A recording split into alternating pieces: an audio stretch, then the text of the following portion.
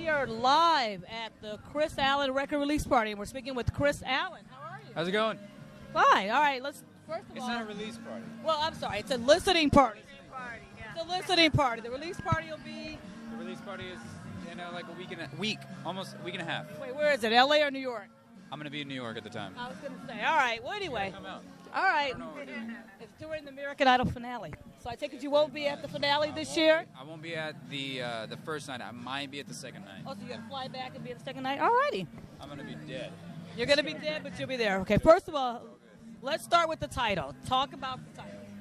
The title is Thank You, Camellia, and I named it that. We're just going through like what are because I had to come up with a title, and it's like what is the one thing that has been the same throughout the whole record, and it's been where I've stayed at and my friends that I've stayed with out in LA, and they live on Camellia Avenue, and they let me stay at their house for free, and so I just wanted to give them a big thank you. Wow, that's a very interesting thing. Now, were they surprised when they found out you were named it? I did, yeah. I made sure that they had no idea before it came out, and when the picture came out, and they saw the name, they were like, Chris. It's like, I mean, they're dudes. It wasn't like crying or anything, but they thought it was very generous. Now, has anyone showed up on the street yet? Anyone tracked it down? No one has seen it. I don't know how or why. I hope no one does. That was like my one fear about it, was that hopefully they can live in their house in peace. But people have been very generous and not come by. All right, now let's talk about the songs. Now we just listened to the record now. Let's talk about the tracks. Better With You. What can you tell us about it? That was actually like the second song that I wrote for this record, and I wrote the song with Rune Westberg and Jason. His name is like completely whatever, but his name's Jason. He's amazing. He wrote a lot of stuff for Colby Calais, and we wrote the Better With You together. It was kind of just like coming out, and the song's about how, I mean, personally, I'm away from my significant other for long periods of time, and I just wanted to tell her that everything is better whenever you're around, It's that idea.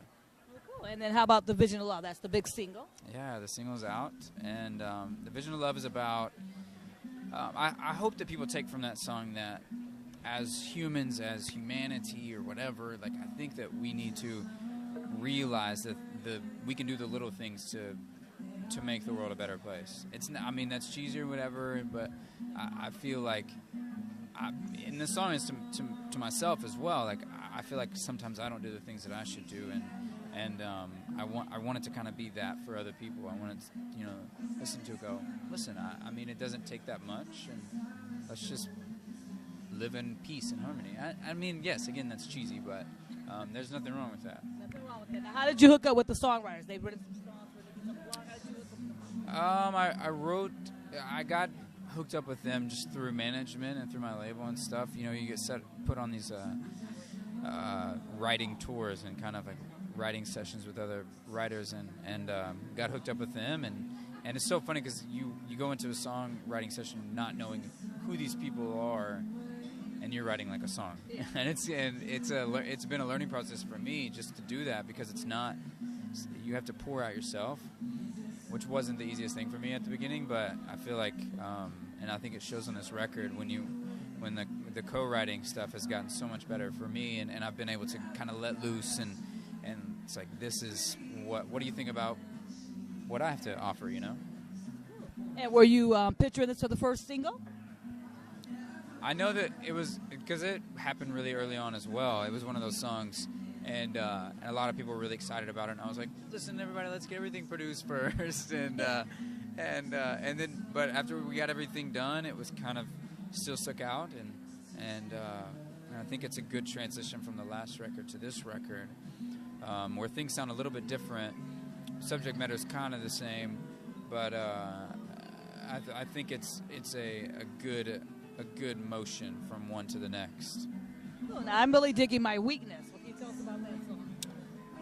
That's one of those songs that you write in 5 minutes and totally forget about it. I totally forgot about it. And then someone was like, I love that song. I'm like, really? Because the songs that I spend the most time with are the ones that I fall in love with. And so over time, I've actually had to fall in love with this song. But it turned out great, and I'm excited about it. I think it's been one of people's favorites on the record. Yeah, It's that's so one. crazy how that happens, you know? The one I caught on to. And what about Out of Line? What can you tell us? Out Alive is a very deep song. I feel like it's a song about a relationship that might be on the verge of being defeated a little bit and like depleted, and it's just like maybe it's over. But it's that person, the singer, asking like, just try this one more time. Just come along with me. Hold on. If it's love, then we'll make it. You know, then we'll make it out. And I think it's a very special. It's one of my favorite songs on the record. Oh, cool. Well, that was my next question. And what about Monster? Monster was probably the first song that I started writing after that first record. First record, okay. I wrote it. I was writing it with my friend Kel, who's in my band, and it's taken so many different leaps and weird, like, lyrics have changed a million times.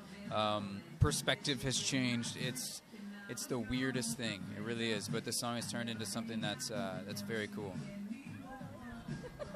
Hi, how's it going? So, like, is that him? And what about Blindfolded? Blindfolded. It's kind of funny, this song, to be honest. It's a song I wrote kind of right at the end of the last record, and kind of forgot about it. Actually, someone in South Africa had sung the song. It's on one of their records. I don't know, and it's kind of stuck around. I don't know. Can we take a picture? Yeah, we'll take a picture. Now we're taking pictures with fans. This was happening when you do a live interview.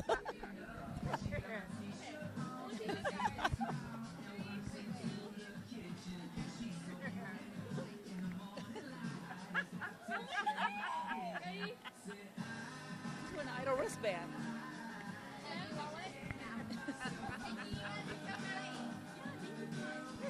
He's wearing the idol wristband. Like, were you an American Idol?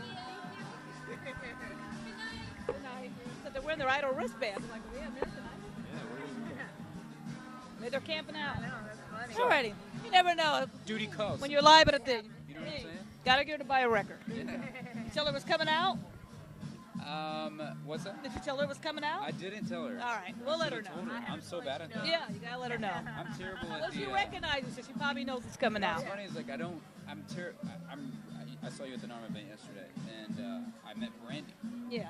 and I was like, hey, Brandy, I'm Chris, and she was like, oh, cool, nice to meet you. She had no idea who I was, until she, like, kind of thought about it for a second. She was like, you're Chris Allen. And I was like, yeah. and she was like, you need to learn how to introduce yourself. I'm like, terrible. I'm so bad at that stuff. But Brandy knew who you were. I don't want to be. I know, how amazing, right? Who She you was were. so nice. I love talking to her. And she was nice. And you're hanging with Brandy at the Hanging NERM. with Brandy. All right. Come out with a show together. Call it Hanging with Brandy and Chris. And Chris. Oh, there you All go. right, so teach me how love goes. Teach Me How Love Goes. One of those songs that I started on my own, and really, it's probably the song that's most personal to me. It's kind of taken shape through the past couple years, and it's one of those songs that playing it for people, for record people and all that stuff, people that are, you know, should we put this song on the record or not? And I really wanted to, and I'm glad that Tim Pagnotta believed in the song, because he heard it and was like, man, I think that song's ready. I think it's great. I want to produce it. And so I kind of latched onto that, and I was really excited about it. And we worked the stuff out, and I played everything on the record except for the drums. And Oh, wow. and so it's a very personal song for me. And I don't know if it's going to be people's favorite song, because it's probably one of mine. So I feel like my least favorite songs on the record are the ones that other people like. That's always. And Rooftops. Rooftops. That was my very first Nashville trip, writing in Nashville. That was the very first song that I wrote, and it was very Nashville kind of songwriting thing.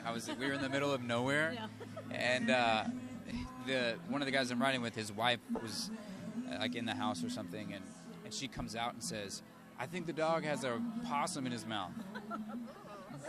I'm from the South, but I don't hear stuff like that very often. And so, like, we spent an hour trying to get the possum out of the dog's mouth. And then once we got that, we had to, like, shovel the possum over the fence. And that's how Rooftops came to be. So you're always going to think of that when you hear the song, right? I know I will now. And Leave You Alone. It is on right now. This is what we're listening to. We're listening to it right now. Leave You Alone is, I feel like girls hate this song. Because for me, as a guy, sometimes I'm so stubborn and I'm so stupid that I feel like when I'm in an argument, I'm going to keep saying the wrong things. So why don't I just go? Why don't I just go and we'll make this okay later? I promise we'll make it okay, but right now I'm gonna make it worse. And so the song's about, like, I'm gonna leave you alone because that's the only thing I know how to do to make it better. Girls hate hearing that, by the way. Yeah, girls don't like hearing that. Yeah, they're like, stick around. I'm like, no, this is gonna make it worse. I promise. And Love Me Not. How did they do it?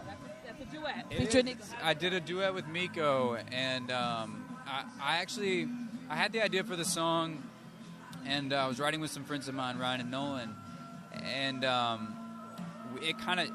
started out. What's funny is the song kind of started out as a mad song about a girl, and which was kind of not really the way that it turned out.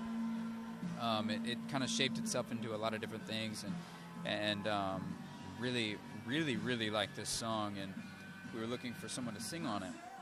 And I thought that Miko's name came up, and I was like, I think it's perfect. I think her vibe really fits the song. I think her voice sounds great. I think our voices randomly mesh really well together, and really excited about that song. Now, did you guys record at the same time, or was she one place, or were you one place? Did you guys actually meet? We did this song that Kurt Schneider produced it, and so we met up before and sang the song a couple times, and so I wanted to do that. That's good. A lot of times you never. Well, I called her and I was like, Miko, I want to meet you before we actually start singing this song together. And so we hung out, we practiced the song a little bit, and then it kind of like made a lot of sense. And then we just went in.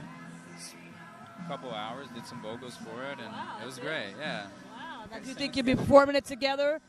We already have. We did it at we did the show in Napa, and she came and sang together. But hopefully we get to do it more. I think she's great. That'll be good. And You Got Away. You Got Away. I love this song so much. The song kind of started out as a joke, to be honest with you. I was playing something on my guitar. I'm sitting there with my wife, and she's like, write a song. I'm just like, okay. So I start playing this chord progression, and then I sing this verse, and it just, I got done with it, and we both looked at each other, and she was like, you have to finish that. And I was like, really? She's like, yeah, it's amazing. And it's funny how that happens, because I don't do that very often. I don't just like spout stuff out. Like the whole verse came out. She was like, you have to finish that. It's great. And so I think it's probably the most swooning song that I have ever. And I don't write love songs a lot. I write songs about how, like, the difficulties of love, the questions about love, the how to make it work, how it's not doing well. And so this is like an actual love song. I picture the song in like the 1920s, Frank Sinatra singing it. Yeah, it's got that. That would be amazing. Yeah. Wow. So what makes this album different from the first album? I think it's more personal. I love that I got to be a part of the writing process, and I got to be a part of the writing process last time.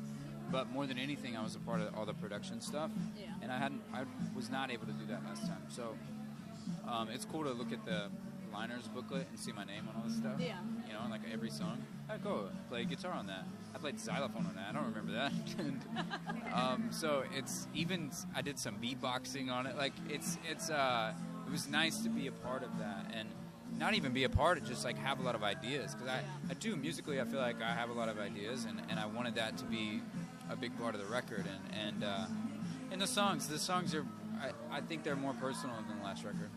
And plus, you also had time to work on it. The first album you were doing right during the Idol tour, I mean, just the nature of the beast. Right after the show, it happened so fast, and so this one I got to spend some time on, some well-deserved time. I feel like, and I think it turned out. I think it shows in the music. Ooh, I said, We have yeah. a present for you. Did you do? Do you have a record yet? No, I do not. Here you go. There you go. Thank you. This is not the action. This is Not the actual copy that's going to come out. yeah, Oh, yeah. because the actual copy has this picture on As it. this picture. This Oh, is wow. this is the fan edition though. So I got the fan edition.